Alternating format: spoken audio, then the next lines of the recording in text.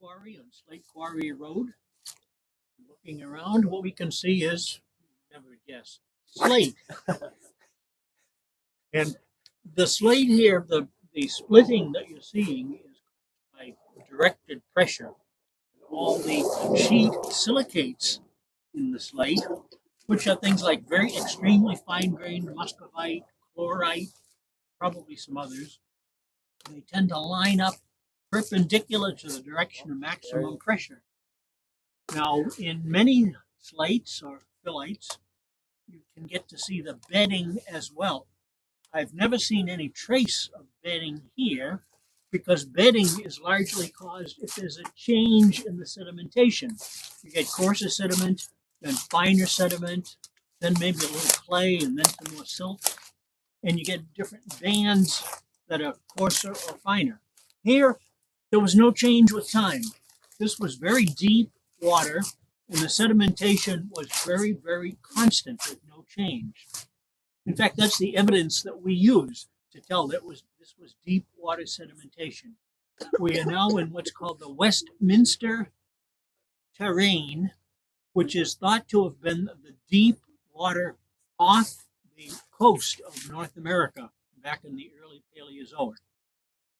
I say it's early Paleozoic, and that's generally the date that's given, but there really is no good way to date this rock. This is a case of the identification of the age is more by guess and by golly than anything else, because the rocks don't contain fossils, they don't contain any radioactive elements to give you a radiometric date, and it's completely separated by faults from all the other blocks where you could put a date on it. So you can't follow this rock to somewhere else that you can get a date. Now, the other thing that you get to see here is the streaks of white in the rock. Those are quartz veins. They came in later when this rock was being metamorphosed, when it was being cooked, basically. The cooking drove off the water at a very high temperature, and the water made its way. When I say hot, that might be 200-300 degrees Celsius, way over boiling point, but because this would have been buried deep in the earth at the time, and the pressure would have been so high that water just doesn't boil. And water under those pressures and temperatures will dissolve lots and lots of stuff, including especially quartz. And then the quartz bearing water makes its way up higher, and when the temperature cools down a little bit, it drops the quartz in the cracks, and that's where you get the quartz in these metamorphic rocks.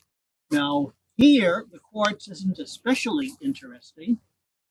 At the other end of Montgomery County, where we had our first road stops, we have similar quartz veins, except that they have gold in them. Gold? Gold. In Montgomery Yes. County. Oh. And if those quartz veins were in Nevada, they would be working mines today. They stopped mining the gold when it became more expensive to get the gold out of the rock than the gold was worth. At the time, gold was something like $25 an ounce. I think when I last checked, the price of gold was something like $2,000 an ounce. And ordinarily, what happens when the price goes up, you reopen the mines and make a mint. However, this is not Nevada or Montana. This is Montgomery County, just barely. But Frederick County wouldn't be any